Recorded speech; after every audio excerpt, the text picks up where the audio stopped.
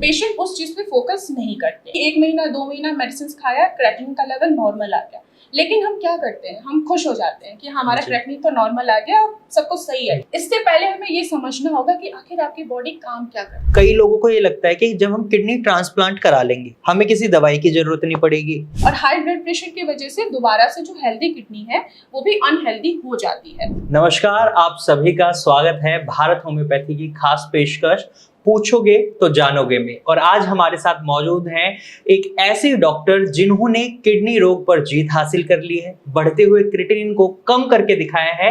आज हम मिलने वाले हैं भारत होम्योपैथी की किडनी स्पेशलिस्ट डॉक्टर कंचन से। तो डॉक्टर कंचन, आपका बहुत बहुत स्वागत है भारत होम्योपैथी के पूछोगे तो जानोगे के एपिसोड 1 में। और आज हम इनसे वही सवाल पूछने वाले हैं जो आपके मन के सवाल हैं, यानी आपके कई ऐसे सवाल होंगे जिनका जवाब आपको सही से नहीं मिल पाता, कई बार आप डॉक्टर से बात नहीं कर पाते। तो जो भी सवाल है आपके, आज हम आपके डॉक्टर से हम पूछेंगे और आपको उनके सही जवाब मिलेंगे, उम्मीद करते हैं। तो चलिए डॉक्टर कंचन से मिलते हैं। और आज का हमारा पहला सवाल डॉक्टर कंचन यही है, बहुत पेशेंट के मन में ये रहता है कि क्रिएटिनिन लेवल कम तो हो जाता है लेकिन वो दोबारा बढ़ जाता है, तो ऐसा क्यों होता है और क्या ये सभी पैथीज में होता है?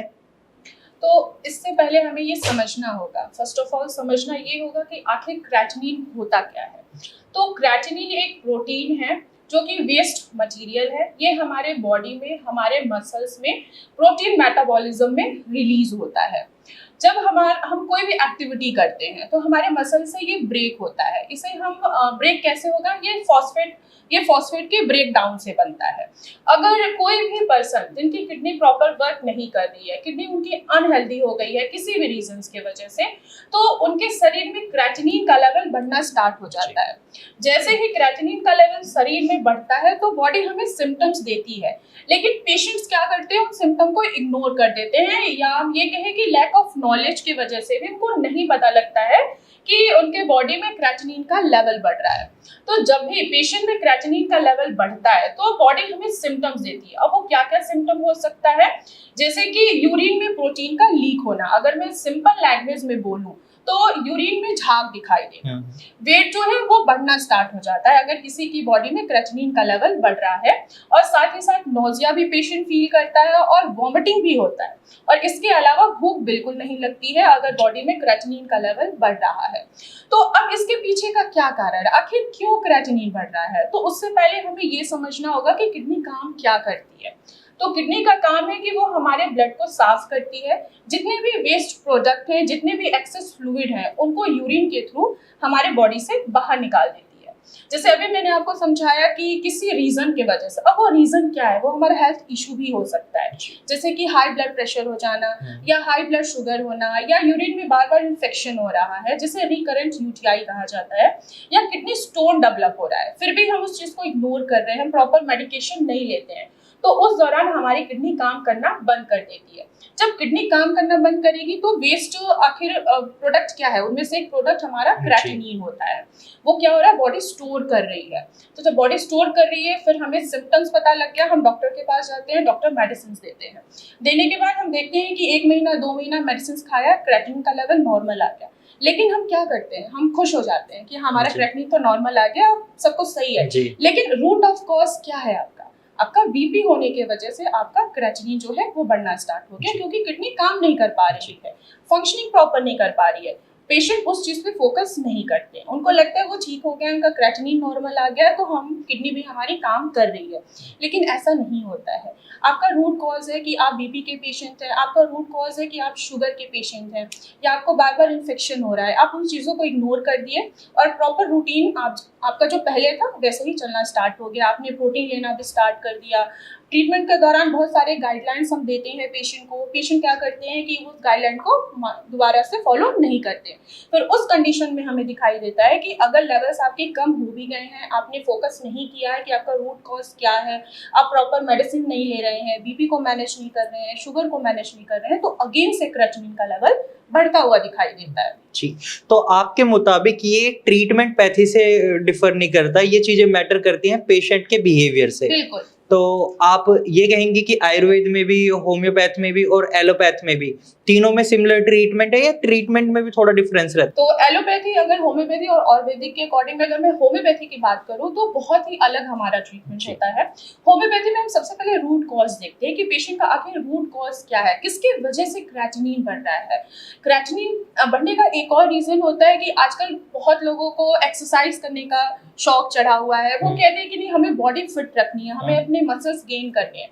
तो उसमें क्या करते हैं कि वो जिम ट्रेनर के पास जाते हैं, जिम ट्रेनर अपना जिम सप्लीमेंट देते हैं। उसमें से एक सप्लीमेंट होता है क्रिटीन, जो कि वो एक्स्ट्रा फॉर्म होता है हमारे प्रोटीन का ही। अब वो पेशेंट ले रहा है तो धीरे धीरे क्या हो रहा है, उसके अंदर क्रेटिनिन का लेवल बढ़ रहा है, क्योंकि ऑलरेडी किडनी काम नहीं कर रही है बीपी के वजह से। तो उसमें हम देखते हैं होम्योपैथी मेडिसिन में कि कॉज क्या है आखिर आपका। क्या आपके बीपी की वजह से प्रॉब्लम आई है, या आपने बहुत एक्सेस में प्रोटीन लिया है उसकी वजह से है। तो जब हम रूट ऑफ कॉज देखते हैं, उसको ठीक करते हैं, तब जाके ऑटोमेटिक पेशेंट का क्रेटिनिन का लेवल नॉर्मल आ जाता है। तो आपके मुताबिक जो होम्योपैथ है उसमें रूट ऑफ द कॉज पे काम करा जाता है, जिसकी वजह से रिजल्ट्स मिलते हैं। वहीं एक सवाल बहुत कॉमनली हमें देखने को मिलता है, डायलिसिस करवा रहे हैं पेशेंट, लंबे लंबे डायलिसिस चलते हैं उनके, स्टार्ट होता है वीक में एक बार से, फिर वो धीरे धीरे बढ़ता चलता है, किसी किसी पेशेंट का वीक में 3 बार भी होता है, लेकिन उसके बावजूद भी क्रिएटिनिन लेवल उनके बढ़ रहे होते हैं। तो इसका क्या कारण है? अब जाहिर सी बात है, पेशेंट की डायलिसिस हो रही है तो इसका मतलब यही है कि उनकी दोनों किडनियां प्रॉपर वर्क नहीं कर पा रही हैं, काम नहीं कर पा रही है। तो वेस्ट मटेरियल हो गया, वेस्ट प्रोडक्ट हो गया, एक्सेस वाटर जो हो गया, वो किसके थ्रू निकाला जा रहा है, डायलिसिस मशीन के थ्रू निकाला जा रहा है। तो इससे पहले हमें ये समझना होगा कि आखिर आपकी बॉडी काम क्या करती है। आपको अपनी बॉडी को समझना बहुत ज़रूरी होता है। हमारा बॉडी काम कर रही है, हम कुछ भी खा रहे हैं, कुछ भी पी रहे हैं, तो वो क्या है, एक फंक्शनिंग हो रही है। तो एक फंक्शनिंग हमारे लीवर का भी होता है। हम कुछ भी खा रहे हैं तो लीवर क्या करता है, उसको डाइजेस्ट करता है, उसको ब्रेक डाउन करता है। ब्रेक डाउन करने के बाद जो प्रोडक्ट बनता है, जो बाई प्रोडक्ट होता है, उसे यूरिया कहा जाता है। सिर्फ वैसे ही हम कुछ भी खा रहे हैं, वो हमारे मसल्स तक जा रहा है, मसल्स को एनर्जी मिल रही है, और वो भी एक बाई प्रोडक्ट बनाता है जिसे क्रेटिनिन कहा जाता है। क्रेटिनिन और ये ब्लड यूरिया 24 घंटे हमारे बॉडी में बन रही है। हम जब बहुत ज़्यादा खाना खाते हैं तो लीवर की फंक्शनिंग फास्ट हो जाती है, तो वो बहुत जल्दी जल्दी यूरिया को रिलीज करता है। वैसे क्रेटिनिन भी बहुत जल्दी जल्दी रिलीज होता है। अगर आपकी किडनी हेल्दी है, प्रॉपर वर्क कर रही है, तो ये 24 घंटे फिल्टरिंग अच्छे से करेगी। लेकिन जब आपकी किडनी हेल्दी नहीं है तो ये क्रेटिनिन और ब्लड यूरिया को फिल्टर नहीं कर पाती है। किडनी तो आपकी काम कर रही है, लेकिन उतनी तेजी से काम नहीं कर पा रही है जितनी आपकी किडनी को करना चाहिए। क्रेटिनिन यूरिया को बाहर नहीं निकाल पा रही है जितनी तेजी से आपकी बॉडी क्रेटिनिन और यूरिया का प्रोडक्शन कर रहा है, यानी कि फॉर्मेशन कर रहा है। तो उस कंडीशन में हम देखते हैं कि पेशेंट को कहीं हार्ट की प्रॉब्लम्स तो नहीं आ जाएगी, पोटेशियम का लेवल तो नहीं बढ़ रहा है। तो उस कंडीशन में पेशेंट को डायलिसिस पे रखते हैं। अगर हम डायलिसिस नहीं कराएंगे तो जो पास के ऑर्गन है, जैसे हम हार्ट की बात करें, वो भी मसल्स की बनी होती है, उस पर प्रेशर आएगा तो पेशेंट को हार्ट अटैक आने के चांसेस बढ़ जाते हैं। तो इस कंडीशन में हम डायलिसिस करते हैं पेशेंट का। लेकिन क्या हो रहा है कि किडनी आपकी उतनी वर्क नहीं कर पा रही है जितनी करनी चाहिए, तो इसलिए पेशेंट की डायलिसिस जो है वो बढ़ती चली जाती है। पेशेंट के यहाँ पे एक मिथ होता है कि हमने एक बार डायलिसिस करा लिया तो चलो एक बार में हमारा ब्लड साफ हो गया, लेकिन ऐसा नहीं है। उतनी ही दुगनी से क्या हो रहा है, आपकी बॉडी फंक्शन कर रही है लेकिन किडनी उतनी फंक्शनिंग नहीं कर पा रही। एक मिथ होता है कि डायलिसिस से क्रिएटिनिन एकदम तेजी से कम हो जाएगा, लेकिन वहीं मैं ये देख रहा हूँ कि कई डॉक्टर ये भी दावे करते हैं कि डायलिसिस को कम किया जा सकता है। इवन मैंने होम्योपैथ में देखा है। तो आपको भी लगता है कि डायलिसिस को कम कर सकते हैं? जो फ्रीक्वेंसी है, जैसे सपोज किसी पेशेंट का 3 दिन चल रहा है डायलिसिस, क्या उसका वीक में 1 दिन पर आ सकता है या बिल्कुल खत्म हो सकता है? आपकी इस पर क्या राय है? बिल्कुल हो सकता है। उसके लिए हमें मेडिसिन लेनी होती है, कस्टमाइज्ड होम्योपैथी मेडिसिन। जैसे मैंने अभी आपको स्टार्टिंग में ही बोला कि हम रूट ऑफ कॉज देखते हैं कि आखिर किस वजह से किडनी खराब हुई है। अगर बीपी को हमने कंट्रोल कर लिया, पेशेंट का यूरिन आउटपुट बहुत अच्छे तरीके से मेडिसिन के थ्रू हमने निकालना स्टार्ट कर दिया, तो अगर हफ्ते में पेशेंट की 3 बार डायलिसिस हो रही है तो उसको कम भी किया जा सकता है होम्योपैथी मेडिसिन के थ्रू। ऐसा नहीं है, साथ ही साथ हम उनको गाइडलाइंस देते हैं कि आपको क्या चीजें खानी है, क्या चीजें आपको अवॉइड करनी है। वहीं एक बहुत कॉमन सवाल ये भी है कि कई लोगों को ये लगता है कि जब हम किडनी ट्रांसप्लांट करा लेंगे हमें किसी दवाई की जरूरत नहीं पड़ेगी, एक बार किडनी ट्रांसप्लांट होगी, अब मैं एक हेल्दी इंसान की तरह अपनी जिंदगी को व्यतीत कर सकता हूँ, लिविंग स्टैंडर्ड को अपने को मेंटेन रख सकता हूँ, कुछ भी खा सकता हूँ, कुछ भी पी सकता हूँ। तो इस पर आपकी क्या राय है? क्योंकि हमने देखा है कई बार किडनी ट्रांसप्लांट के बाद भी पेशेंट का क्रिएटिनिन लेवल बढ़ने लग जाता है और उन्हें कई कॉम्प्लिकेशंस देखने को मिलती हैं, तो इस पर आप क्या बोलेंगे? देखिए, सबसे पहले तो आप सभी को पता है, आपको भी पता है कि किडनी का काम होता है वेस्ट प्रोडक्ट को बाहर निकालना।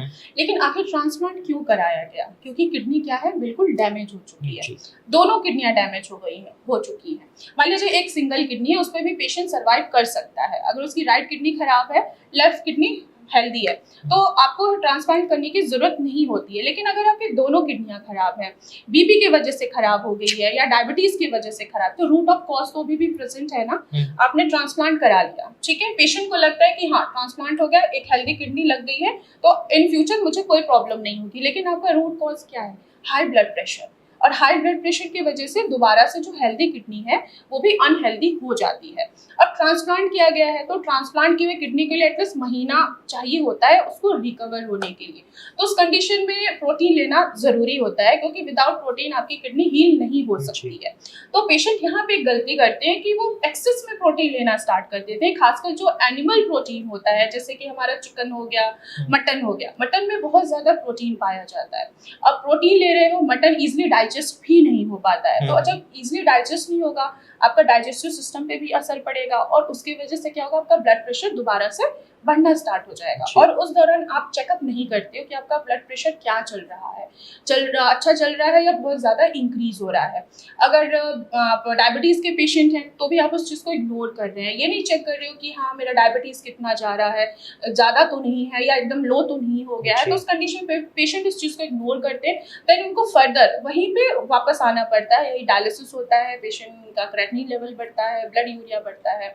तो मेरा मानना यही है कि अगर आप ट्रांसप्लांट कराते हैं अपनी किडनी, तो आपको अपनी किडनी का ध्यान रखना बहुत जरूरी है।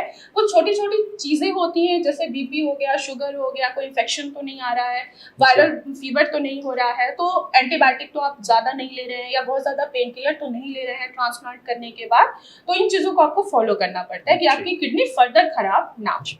और डॉक्टर कंचन, मैं ये भी जानना चाहूंगा, क्या होम्योपैथिक ट्रीटमेंट की मदद से किडनी रोग को बिल्कुल जड़ से खत्म किया जा सकता है? जैसे आपने पूछा कि होम्योपैथी मेडिसिन से किडनी का परमानेंट इलाज है या नहीं है, तो बिल्कुल है। होम्योपैथी मेडिसिन में किडनी का बहुत ही अच्छा इलाज है। किडनी की फंक्शनिंग क्या है, कम हो गई है, हम होम्योपैथी मेडिसिन से उसकी फंक्शनिंग को 100 बना देते हैं, 100% बढ़ा देते हैं। तो जाहिर सी बात है, जब हमने 100% बढ़ाया तो किडनी क्या कर रही है, पहले की तरह ही काम कर रही है। लेकिन अगर किडनी की साइज छोटी हो गई है, बिल्कुल नॉर्मल साइज से भी छोटी हो गई है, तो अब मेडिसिन देके उस साइज को और भी छोटे होने से वहीं पे स्टॉप कर दिया जाता है। अगर उससे ज्यादा छोटी हुई तो जाहिर सी बात है कि उसको ट्रांसप्लांट की नौबत आ जाती है पेशेंट को, साथ ही साथ डायलिसिस तो खैर होती रहती है पेशेंट की। तो होम्योपैथी में रूट ऑफ कॉज देखा जाता है, टोटलिटी ऑफ सिम्टम लिया जाता है, पेशेंट का बिहेवियर लिया जाता है कि आखिर पेशेंट का बिहेवियर कैसा है।